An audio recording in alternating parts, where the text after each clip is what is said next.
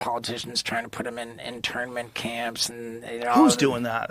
What politicians are saying they should be put in internment camps? I think there was some kind of there might be one kook out there that's saying that to try to get attention. I want to jump over to something else because, a lot of people thought that, and Piers Morgan titled his book Woke is Dead, and I had him in studio and I said, I don't know if that title is going to work out right for you because this thing does not seem like it's going anywhere. It just kind of morphed into a few different directions. And Jaimee, I know this one is near and dear to you, so I want to show you this. Stevo, who some of you may remember, I interviewed this guy like 15 years ago when he was on Jackass. He went on Rogan and they started discussing what's going on with trans people and bathrooms. And take a listen.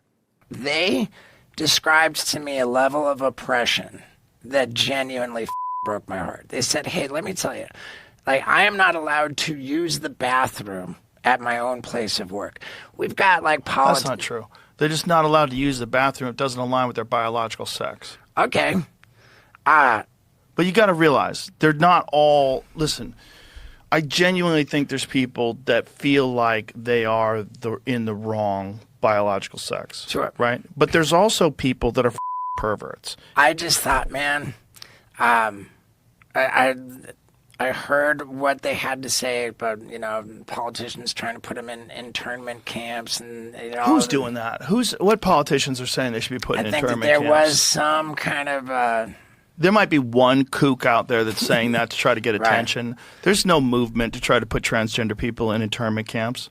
Okay, well then I'll land on this. Do you know who's killed more people than ICE this year? Trans shooters. Do you know the majority of these high school shootings have been transgender people? I did not know that. Yeah. Yeah, good on Rogan there. The reason I wanted to show you that clip, Jaimee, was I know none of that surprises you as someone that's been trying to remove the T letter from the LGB thing. But for all the people that think woke is dead, to me, there are still literally millions, and it might be hundreds of millions of people who are still brainwashed with this stuff. It's just not going away, is it? I think that, there's an illusion almost with Trump as president that things are better, and some things are. There are so many hospitals that, because of the Trump administration's threats to withhold Medicaid and stuff, that they are stopping the mutilating surgeries and chemical castration drugs being given to minors.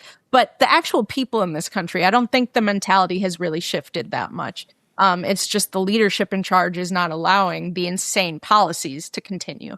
So no, I think anybody that thinks that woke is truly dead is mistaken and is in for a shock if Republicans ever lose power again, which I'm sure will happen, especially if the Groypers do hold a little more weight than just online, which I don't think is true, but who can say for sure? So no, things are better now, but overall, there's still a major problem, and I love how Joe Rogan called out Stevo. I mean, for such a hardcore dude, this Stevo guy, he seemed like he was about to break down in tears over a man not being able to urinate with women.